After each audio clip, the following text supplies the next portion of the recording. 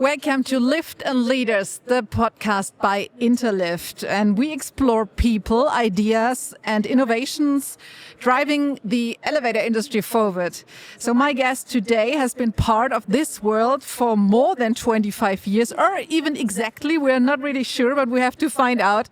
And it's a field that never stands still and keeps reinventing how we move vertically every day. So he's CEO and co-founder of Skanio, based in Turku, Finland.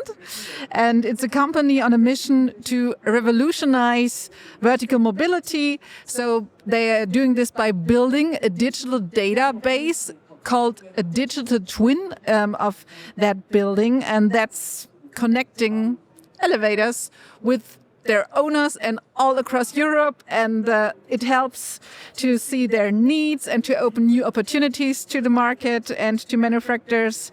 So I'm really looking forward to this conversation. Please welcome Alessandro Pilone here at the Lift&Leaders podcast. Hi, how are you? Hi, thank you. Thank you for the great introduction.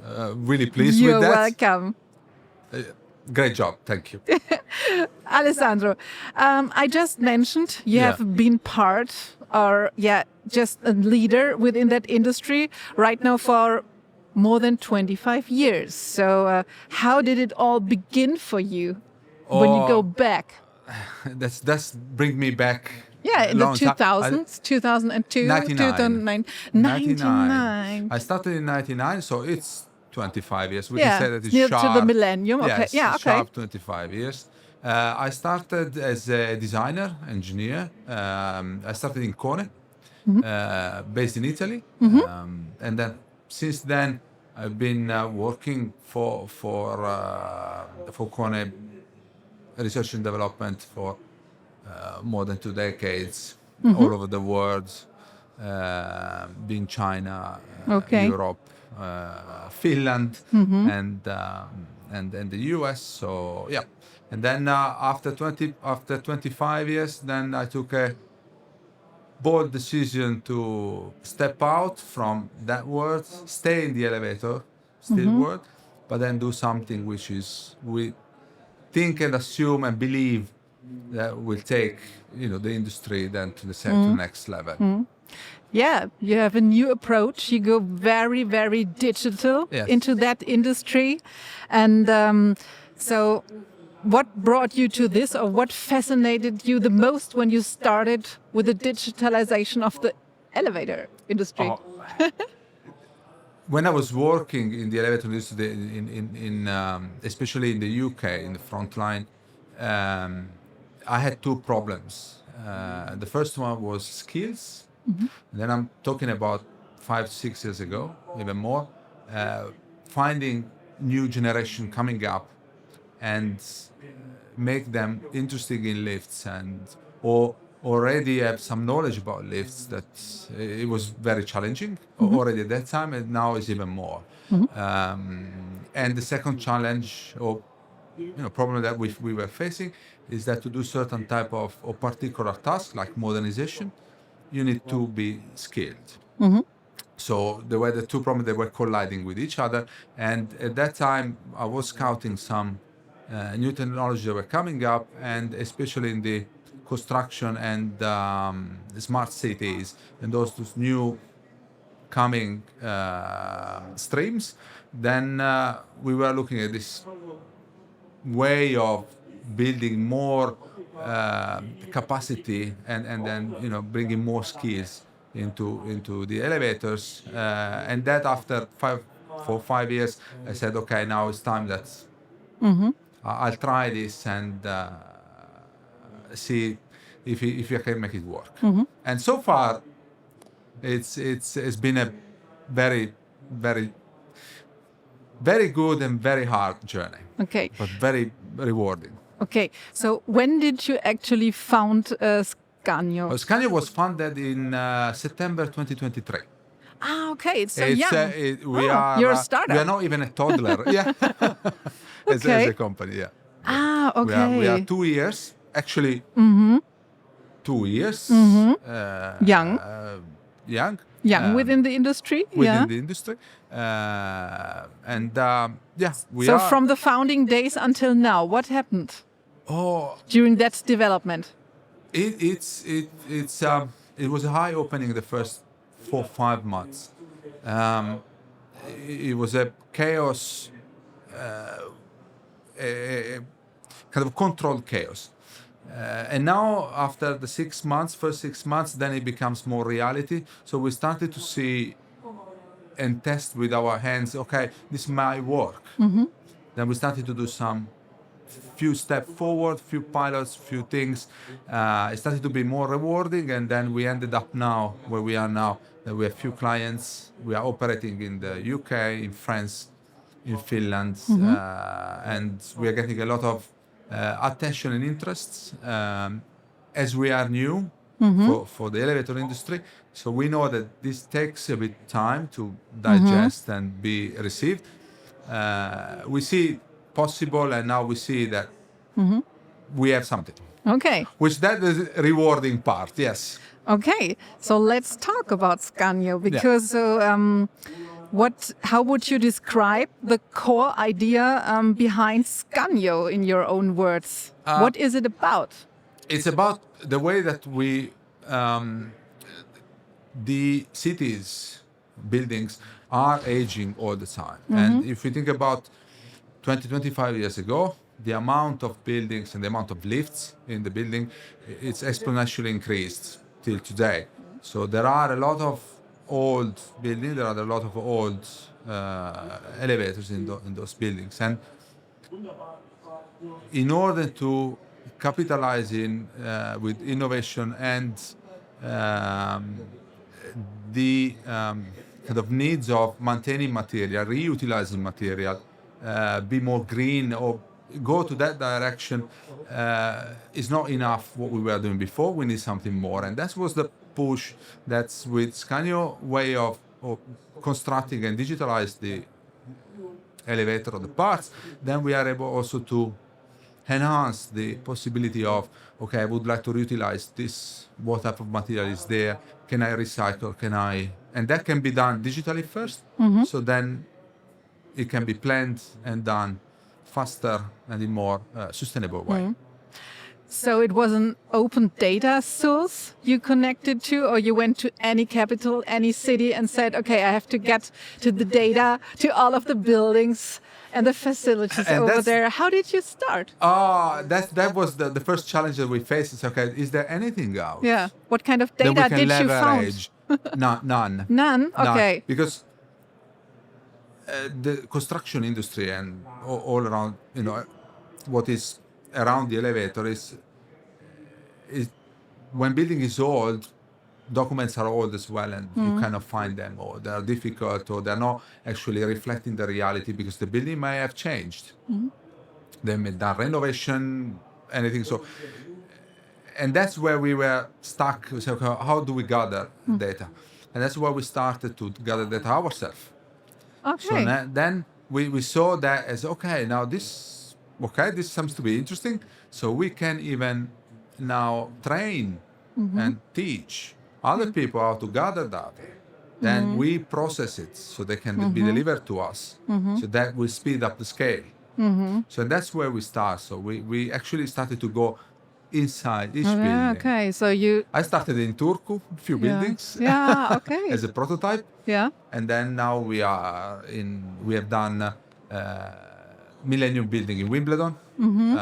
Okay. Yes. A&G Building in central London. France, we have done a lot of residential. So, yeah.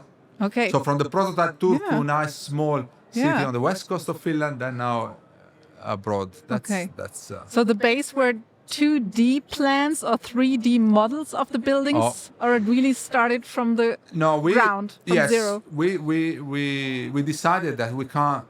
We build it from ourselves. Okay. So our methods is pretty straightforward. So you were surveying yourself the buildings? So we do digital survey pretty much. So we kind of do digitalize what's in there, and then we transfer that information as a digital model, digital twin, BIM model and 2D. And this industry, the elevator industry, still works predominantly in 2D, so it's fine. We can provide that. But what we would like to do, gradually move them into a smart city, into a digital twin world, which is not BIM, it's a digital element. Okay. So one element is the digital survey. Okay.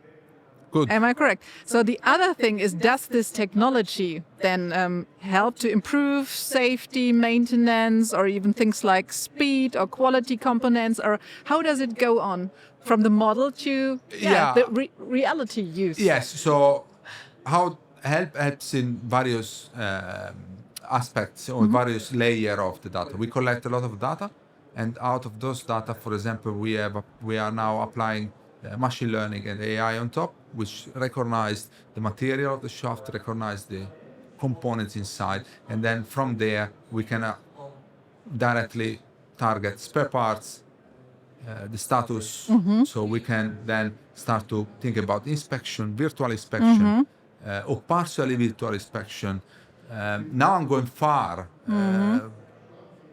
where the industry is, but that's, I think, where we should go. So then you actually, it's not anymore kind of remote maintenance, but then you're starting to know exactly, okay, there is a part of this city which needs renovation. So how do we plan it? How do we, what type of components? How do we do things? And all of that can be done first digitally. Yeah. So you don't actually have to spend resources and make mistakes out of it. And then, so it's sustainable way. And then you can assess also your impact. For example, if you want to keep some components inside or not. So you can digitally replace any component and see, okay, does it work better? The simulation will show this and so the model will run and say, okay, it's quicker, it's more efficient, it's more reliable. Yeah, correct. This is one. The other way is if you want to approach in sustainability, then you say, okay, what is reuse, what is recycle, what is remanufacturing, and then with that we can classify. Okay, you have piece of steel inside guide rails. So can I reuse them? Yes or no? Can I use the fixings? Can I recycle some materials? And that can be done directly from there. Cool. So this is the actual situation. So what will be next? You also mentioned integrating more AI models, something like that. What will be next? We are actually already testing some of the models to optimize and speed up the generation of those twins, where AI plays a role in identification and classification. Next step of that is understanding what is that and the condition of that. And then I think the last steps that we are thinking is that, okay, how about if we start to have partners that they have monitoring or they have some other things that can be attached to our platform. So then, it's just integration with partners in the industry. And that becomes then something. So how huge is Skanio? How many employees do you have? Or is it just collaboration with other agencies or consultants? No, we started two, me and the co-founder. So the two co-founders. One of the co-founder now, the other co-founder now. One is here. One is here. Yes, true. The other one stepped down a bit due to other things. So we now scaled a bit up the company. We are now 4. And next year we are planning to grow as well, following what we are planning to also for sales and possible investments. What interesting projects will be next? You just mentioned a few buildings which you started. Is there anything else that will follow? Yeah. We have a couple of buildings as well planned by end of the month. But one interesting one, which was out of the blue, it could be a water tower in the UK, in London. So interesting because it will be particular. It's old. Water tower that is not used anymore. So I think they are going to reutilize that in something else. And then we have something that could be done in an iconic building still in central London, which is the Parliament House. Oh, wow. Let's see. Cool. Those are to be. Yeah. Okay. We still cross our fingers that they come through. Yeah. But that's what we look. So we can do anything from residential to this high-end, particular or special gems in cities. So we're not bound of okay, it needs to be a nice building. Or we go from low to high end. So when we again look at the biggest challenges when it comes to digitalization of elevators and maintenance, what are the biggest challenges you are facing? That's a very good question. I have to pick one. I have several. I think if I look more commercial, the challenge is how to scale up fast. That's the challenge that we look how to do this fast. And we would like to test as well few methods with our first customers. If I look more technical, or the digital twin side is more getting the industry coming along, getting rid of this working on this plain 2D or kind of the way, and then start to embrace more, kind of more risks and try to utilize more twin type of way to work around the elevator. That's, I think, would be. The second one is, I think, is more challenging than the first one, because the first one is just to find the right pieces of the puzzle to put together and then go. The second one is more a change of way of working, which is harder. But that's what we, So you believe in the future of the 3D twins for helping? I believe that the industry will go there. I mean, How long does it take? and that's the challenge. Okay. Because So you're just in the middle of it, or yeah, we are in the middle. We have just started. Said only 2 years in September actually, not long ago. Yeah, and we would like to be partner with all the industry. So from elevator companies to consultants to construction company, with everyone that's would like to go to that direction. Yeah, cool. That's interesting. If you look further ahead, how might the elevator industry look in, let's say, 10 years? Or even 20? Look even further. Yeah, okay. 20 years from now. That's, Ooh, that's long. Yeah. Ooh. 20 years, I really would see that is really integrated into the smart cities part. Which there, if you go now and check what smart cities or what things are happening there, or any of those type of kind of further planning, they are very ahead. You can do really big things now. So that's what I'm expecting. So they get more integrated, more more more insides integrated. Yes, and not be again kind of a separate small child there, but then kind of be really together. Okay. I hope before the 20 years. So basically means that we have also done a good job. What do you think, or what was to you most inspiring from the elevator industry within the last 20 years? What inspired you the most? Even, I mean, you found it, so there has to be something that really inspired you for doing what you do right now. I'm an engineer in the background, so technical stuff and complex electromechanical, so electronics. I'm an electronic engineer by study, so always fancy to play with things. And when I joined the elevators, I played with big things. So that was very, very interesting, and that kept me going and got more into that. I didn't know before that there is a complexity. I mean, it's a complex piece of machine, and then how that becomes real, safeties, regulations, all of that. That was attracting me around lifts, and also it's a need for people.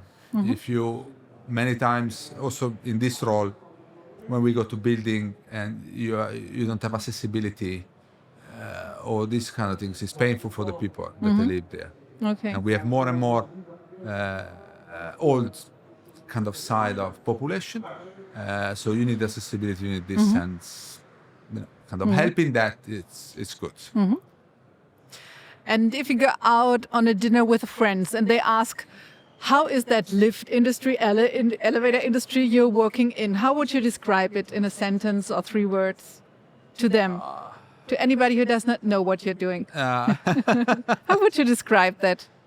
I would describe it as conservative still. It's a field with very good, talented engineering people, and it gives. I think if you are a technical person, if you have that side, then it's rewarding. Yes. Cool.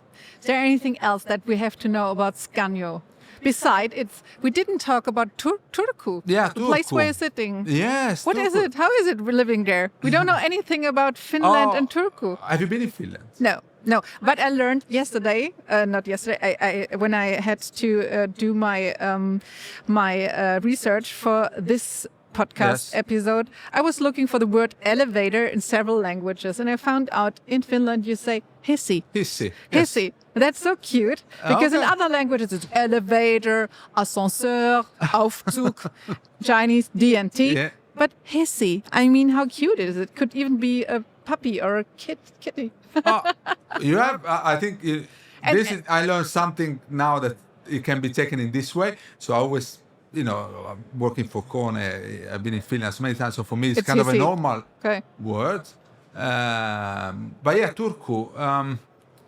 It's a nice city. It's How huge? How many inhabitants? It's not big. I think it's a couple of 100,000. Okay. I'm not really sure now. I hope I didn't say anything completely wrong. And you have an Italian talking about the Finnish city. So that's interesting. It's on the west, 150 kilometers from Helsinki, which is the capital. It's on the archipelago towards Sweden. So in the summer it's lovely. It's beautiful. There's a river going through. So you have the 2 banks full of people. Then you go to the archipelago, take a small boat or the ferries go around. It's very nice. Of course, to be that summery type of city, a touristic city, then in the winter it's more calm. But it's also more lovable. Snow? Or it's even warm near the coast? We get some. We get some. Everyone thinks about snow about Christmas. Most of the time we don't get so much snow. Christmas, we get snow after. Is it a smart city? Is it very digitalized? They do quite much as a city. They provide a lot of digital information from their buildings, from the city council. They have a lot of integration with services like transportation, public transportation, and other things. I think from that they are doing well. They are kind of they have a good progress in smart cities and things like that. They have, we use their information, for example, to build our map for Finland, and they have digitalized all their buildings. We can see all their buildings. Okay. I think they are doing good in that direction. Which city do you think is one of the best smart cities or most digitalized cities in Europe? So I don't know, Hamburg in Germany. I know Hamburg is very far in the digitalization. They have the 3D city model and so on. They do a lot, and but I'm not sure. Is it London? Is not so, or even The one that I saw Paris? The most. I don't think. It is for my experience around that world, what I saw very, very advanced was something that University of Firenze in Italy was doing. They actually have a predicted model for traffic for things. If they, for example, if there is a football match, they close some streets so they can predict and they can see how traffic, how the public transport goes, and so forth. And they were I think they're trying to expand that model. This is my experience. Maybe London or other they are. Barcelona is, I think, has also those prediction systems for the Barcelona, traffic systems. yes, and they host one of the biggest of exhibition there as well for the same subject. So And I even heard Santander is also very, very digital. I'll have a look. I don't know, but I learned something new. That's great. You can do the digital twin base, and I think very, very good. So it might be a good place for your business too. Absolutely. I mean, it's anything that goes to that direction, and it's also helping us because we are new. So I'm coming from, you said 25 years of elevator. I didn't know anything about smart cities and things like that since 4 years. Now I'm learning, keep learning, kind of teaching myself, okay, what's outside, what we can take, how I can learn more. And I'm not learning more from elevator, but I'm learning more from those cities, those people that they are starting to make these prediction models and those other things. Alessandro, thank you so much for joining us. This was the Lifts&Leaders podcast, even though we really had great insights into how data, digital twins and smart engineering can truly reshape vertical mobility. This was really interesting. It's been a pleasure having you here. Thank you very much for joining us. Thank you for having me. Give me the opportunity to actually be interviewed by you, and it was a lovely conversation. Thank you, and have a good day and the rest of the evening. Thank you so much. Thank Goodbye. you. Thank you Bye. to our listeners. Thank you.